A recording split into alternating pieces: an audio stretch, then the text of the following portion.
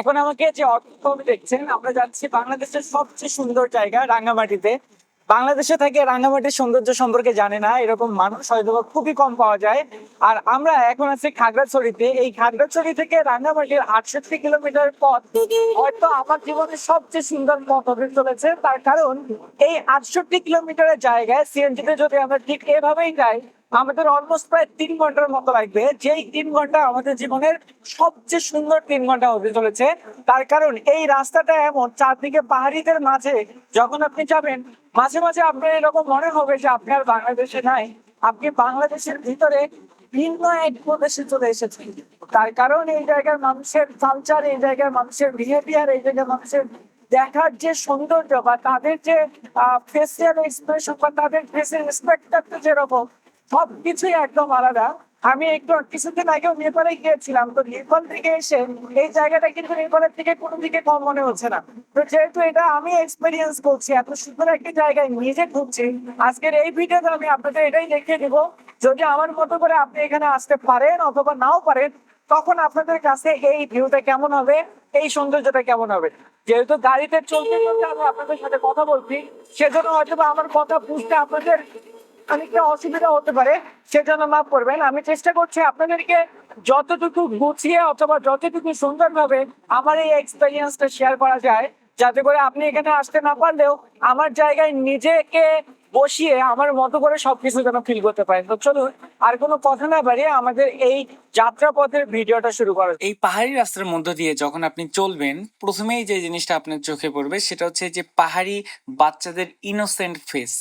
অনেক সময় আপনি যদি তাদেরকে টাটা দেন, তারা দেখবেন যে আপনাকে টাটা ব্যাক করছে। আর দুই দিকে রাস্তা যদি তাকান, তাহলে প্রচুর আনারসের বাগান, আনারসের ক্ষেত। একটু পরে আমরা বাজারে গিয়েও আমি আপনাদের দেখিয়ে দিব যে এখানে আনারস আর কলার দাম কতটা কম। এখন আমরা যেখানে আছি, এখানে আনারসের দাম খুবই কম।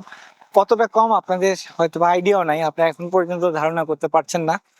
তো আমরা এখন যাই, গিয়ে দেখি। এই যে এখানে দেখছেন যে আনারস গুলো, আমরা আসার আগে আমি আপনাদের যেটা দেখিয়েছিলাম যে চারদিকে আনারসের গাছ, আনারসের ক্ষেত। একটু নাম্বারটা লন 0161। আমাদের এখানে শুধু আনারস নয়, যে আরো আছে। এইখানে প্রচুর কলা, এখানে কলাও কিন্তু অনেক সস্তা। আর এই যে এইদিকে যে আনারস গুলো দেখছেন, এগুলো সাইজ ছোট ছোট,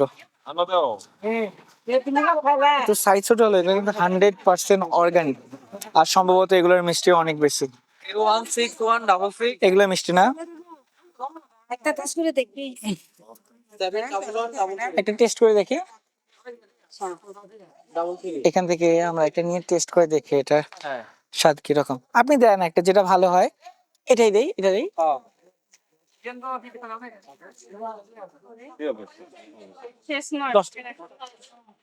একটাতে ওই ইয়াতে কয়টা থাকে কি বলেন, কয়টা? 100 টাকা? একটু একটু বাগা 100 টাকা। কয়টা আছে সামনা? সব মিলে 100 টাকা। 10টা আছে বেলি। কয়টা আছে? একটা 10 টাকা। আছে 15 টাকা। এই দোকানে যান দাদা, এই দোকানে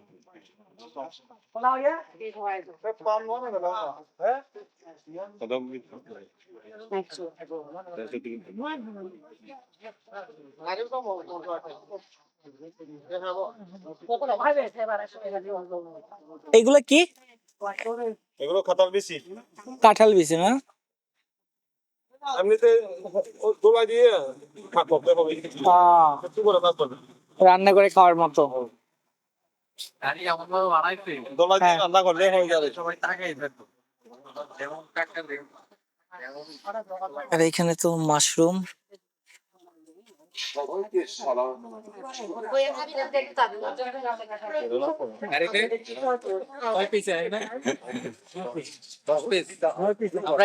আমরা এক পিস খাইছি।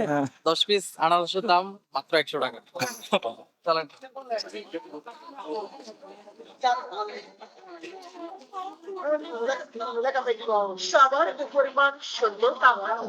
এখন আমরা যেখানে এসেছি এই জায়গাটা হচ্ছে কার্ডিং টিলা, আর আমরা যাচ্ছি মোহনছড়ির দিকে। রাঙ্গামাটি যাওয়ার পথের এই পথ। তো যতই আমরা রাঙ্গামাটির কাছাকাছি চলে যাচ্ছি, এই জায়গার সৌন্দর্য মানে এই পাহাড়ি ভাবগুলো আমি যদি উপর থেকে দেখাই, তাহলে আপনি বুঝতে পারছেন যে রাস্তাগুলো আসলে কতটা নির্জন হয়ে যাচ্ছে। যতই উপরে যাচ্ছি মানুষের বসত বাড়ি কমতে শুরু করছে, আর আশেপাশে মানুষের মাঝে যে বাঙালিদের চেহারার একটা ছাপ, এটাও কমা শুরু করেছে। আর যদি আমি একটু পরে আপনাদের এই যে বাইরের সৌন্দর্য দেখিয়ে দেবো, তখন আপনি দেখতে পারবেন যে যতই আমরা সামনে এগিয়ে যাচ্ছি বাড়িঘর কমে যাচ্ছে, জঙ্গল বাড়া শুরু হচ্ছে, যে মনে হচ্ছে যে আমরা ভিন্ন কোনো জায়গায় চলে যাচ্ছি যেখানে মানুষজনের সমাগম একবারই কম। যদিও এখানে মানুষজনের সমাগম সেভাবে হয় না। এখান থেকে আপনি যদি একটু তাকান, আমি আপনাদের পুরো এরিয়াটা হইতেছে মারমা এরিয়া। পারমা মারমা পারমা না, আচ্ছা এখানে কোন কোন উপজাতি থাকে রাঙ্গামাটিতে? যারা আছে সবাই মারমা। ও, আর রাঙ্গামাটিতে কোন কোন উপজাতি থাকে? এখানে তো সবাই আছে, মগ আছে, চাকমা আছে, টিকু আছে। ও আচ্ছা আচ্ছা, কিন্তু এদেরকে তো চাকমার মতো আমার মনে হচ্ছে চেহারা ফেসের গঠন। চেহারা তো ওই রকম, কিন্তু হ্যাঁ, জাত ভিন্ন। জানেন না? তো এই যে এখন আমার সামনে যাদেরকে দেখছেন, এটা হচ্ছে একটা বার্মা এরিয়া। তো এখানে বেশিরভাগই হচ্ছে বার্মা টাইপের। তো আপনার তো মারমা না বার্মা, আচ্ছা আমার বলতে ভুল করছি। মারমা, বার্মা তো হচ্ছে ওই যে যারা মায়ানমারে থাকে তাদেরকে বলে না? আচ্ছা মারমা। তো মাফ করবেন, তো আমরা এখন যেখানে আছি এটা এই জায়গায় বেশিরভাগই হচ্ছে উপজাতির। এইখানে আশেপাশে মানুষের যদি চেহারার গঠন দেখেন তাতে বুঝতে পারবেন যে আমাদের থেকে এদের গঠন কিছুটা আলাদা। আর এইখানে যে ফলমূল বাজার যা কিছু এখানে বিক্রি হচ্ছে, আমার কাছে যেটা সব থেকে বেশি স্পেশাল মনে হয় সেটা হচ্ছে বেশিরভাগ জিনিস 100% অর্গানিক। এখানে কোনো ফরমালিন, ভেজাল বা এই টাইপের কোনো কিছু থাকে না। আপনি নিজ বিঘায় যে কোনো কিছু খেতে পারবেন, আর প্রতিটা জিনিসের দামই অনেক সস্তা। তার কারণ এইখানে এই জিনিসগুলোকে শহরে নিয়ে বিক্রি করার মতো প্রসেস বা ব্যবস্থা সবকিছু কম থাকে। আর এটা যেহেতু এমন একটা জায়গা যেখানে গাছপালা অনেক বেশি হয়, তো এই গাছপালার মাঝে এই যে আমরা ফলের বাগান ছেড়ে যাচ্ছি, এই গাছপালার মাঝে প্রতিটা বাড়িতেই সব সময় কিছু না কিছু ফলমূল বা বিক্রির মতো জিনিস থাকে। তো এই জিনিসগুলোকে তো তারা শহরে গিয়ে বিক্রি করতে পারে না। যখন তারা এগুলোকে শহরে গিয়ে বিক্রি করতে পারে না, এই লোকালয়ের মাঝে ধরেন একজনের বাড়িতে কলা আছে, তো কলাটার পাশের বাড়িতে যে বিক্রি করতে যাবে তাহলে তো অলরেডি তার বাড়িতে কলা আছে, তো এগুলো বিক্রি করবে কাছে তার কাছে। আর এখানে যারা পর্যটক আসে তারা তো আর সবসময় এরকম ফলমূল টাইপের জিনিসগুলো পছন্দ করলেও এমন ভাবে পছন্দ করে না যে তাদের যতগুলো উৎপাদন হচ্ছে সবগুলোর যোগান এই যে যারা আসছে তাদেরকে দিয়ে মেটানো সম্ভব।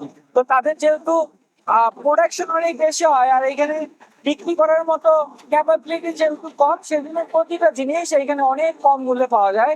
তো আমরা অলরেডি পাহাড়ের এমন একটা জায়গায় ছুটে তুলেছি, দেখতেই পাচ্ছেন যে চারপাশের জায়গাটা কেমন। রাস্তা অনেক ছোট, দেখছেন? হ্যাঁ হ্যাঁ, এটা তো সিঙ্গেল লেন মনে হচ্ছে।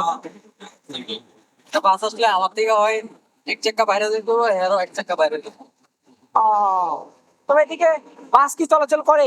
হ্যাঁ হ্যাঁ, রাঙামাটির বাস আছে তো।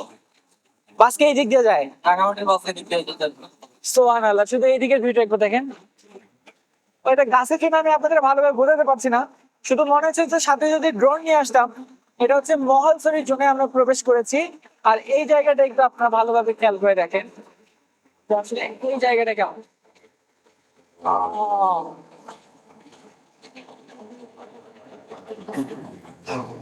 যদিও আমাকে আপনারা সবসময় সাগরে দেখেন, ভাই সাগর যেমন নির্জন, এই নির্জনতা কিন্তু অন্যরকম সুন্দর। সাগরে তো কিছুই থাকে না, কিন্তু এই নির্জনতার মাঝে সবই থাকে, শুধু মানুষ থাকে না। এইখানে বানর টানর দেখা যায় না ভাই কাছে? হ্যাঁ? বানর দেখা যায় না? বানর ও, মানে জঙ্গলি আর কোনো কিছু আসে না এদিকে?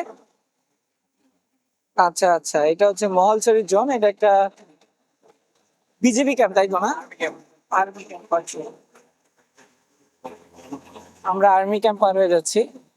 আর এই বাচ্চাদের একজনের জীবনের কথা চিন্তা করে দেখেন, এই যে এত সুন্দর একটা জায়গায় তারা বেড়ে উঠছে, এই জায়গাগুলো যে এত সুন্দর, তারা এই জিনিসগুলোকে হয়তো বা সেভাবে উপলব্ধি করতে পারছে না। তার কারণ আমরা তো এগুলো সবসময় দেখি না, সচরাচর দেখি না। তো আমাদের কাছে এই জিনিসগুলো যতটা মূল্য, এদের কাছে এটার মূল্য তত বেশি নাই। তাদের কাছে এটাই লাইফ, এটাই জীবন, এটাই সবকিছু। তো আমরা আরো একটু সামনে যাই, আমি আপনাদের আরো ভালোভাবে জিনিসগুলোকে দেখানোর চেষ্টা করি। এটা দেখেন 6 APPN, এটা হয়তো বা আর্মি ক্যাম্পের টাইপের কিছু একটা হবে, আর্ম পুলিশ ব্যাটালিয়ন আইডেন্টিফিকেশন করে। ও, এখন ভাই আমাকে যদি কেউ জিজ্ঞেস করে যে সমুদ্র আর পাহাড়ের মধ্যে কোন জিনিসটা আমার কাছে সব থেকে বেশি পছন্দের, আমি অবশ্যই পাহাড়ের কথা বলবো। তার কারণ যেহেতু সমুদ্র সব সময় থাকি, একটা সমুদ্র তো অনেক সুন্দর। যারা পাহাড়ি তাদেরকে যদি সমুদ্রে নিয়ে যাওয়া হয় তারা হয়তো বা বলবে যে পাহাড় না, সমুদ্রের সব থেকে বেশি সুন্দর। তারপর তারা তো পাহাড়কে সবসময়ই দেখে, সমুদ্রকে তো দেখার সুযোগ পায় না। কিন্তু আমার ক্ষেত্রে তো ব্যাপারটা একদমই উল্টো, অপোজিট। তো আমরা এখন এখান থেকে আরেকটু সামনে যাবো, আরেকটু সামনে গেলে হয়তো বা এই জায়গাগুলো আপনাদের কাছে আরো বেশি সুন্দর মনে হবে, ঠিক যেমনটা আমার কাছে মনে হচ্ছে। সুবহানাল্লাহ। এখানে দেখেন এই মানুষগুলোর বাড়ি ঘর। আমি কোনো কিছু স্কিপ করতে পারছি না, আমার মনে হচ্ছে যে ভিডিওটা একটু সংক্ষিপ্ত করি, কিন্তু কোনটা আপনাদের দেখাবো না বা কোন জিনিসটা বাদ দিয়ে চলে যাব, আমি এটাই এখনো বুঝে উঠতে পারছি না। তো দেখা যাক সামনে আমরা আর কি কি দেখি। ভাই ট্যুরে আসার পর আর কিছুতে যতটুকুই স্যাটিসফাইড হই না কেন, এই হাজারো রকমের ফল, এইগুলো কোনো রকমের ভেজাল ফরমালিন কোনো কিছু ছাড়া 100% অর্গানিকভাবে পাহাড় থেকে তুলে নিয়ে এসে এত কম দামে বাজারে যে সেল করছে, এটা আসলেই অভাবনীয়। প্রতিটা রাস্তায় প্রতিটা গাড়িতে দেখবেন যে হাজারো ফলের মেলা, আর এগুলো যখন আপনি দাম জিজ্ঞেস করবেন তখন আপনি এমনভাবে অবাক হয়ে যাবেন যে আপনি ভাববেন যে এতদিন আপনি কোথায় ছিলেন। আপনার এই ফলের প্রতি ইন্টারেস্ট থাকলে অনেক সময় এমনও মনে হতে পারে যে এখানেই যেন আপনি আপনার সারাটা জীবন কাটিয়ে দেন। আমার ফল খুবই ভালো লাগে। এখান থেকে আমরা একটু পর পরই বিভিন্ন রকমের আনারস, কাঁঠাল, জাম, পেঁপে, লটকন এই টাইপের জিনিসগুলো নিচ্ছিলাম। আর এই যে রাঙ্গামাটি যাওয়ার পথে পাহাড়কে উপভোগ করতে করতে যখন আপনি আপনার সিএনজিতে ছাদ খুলে মুক্ত বাতাসে এভাবে চলবেন, পাহাড়ি শিশুদের দেখবেন, এরকমের হাজারো জংলি গাছ, বাড়ি ভর্তি ফুল, এই জিনিসগুলো যখন আপনার চোখে পড়বে তখন আপনার মনে হবে যে আসলে আমাদের বাংলাদেশটা কত বেশি সুন্দর। শুধু এই রাস্তাটার দিকে একবার খেয়াল করে দেখেন, এখানে একটু সামনে গেলেই কিন্তু আপনি অনেক এই যে জংলি আনারস বলা যাবে না, যে আনারসগুলো সাইজে একটু ছোট, পাহাড়ে তারা অর্গানিক ভাবেই তৈরি করে, চাষাবাদ করে, সেগুলোর বিশাল ক্ষেত। এখানে মাঝে মাঝে তো এমনও মনে হয় যে এখানে ঘাস কম আনারস বেশি। সবাই অনেক ভালো থাকবেন। আসসালামু আলাইকুম।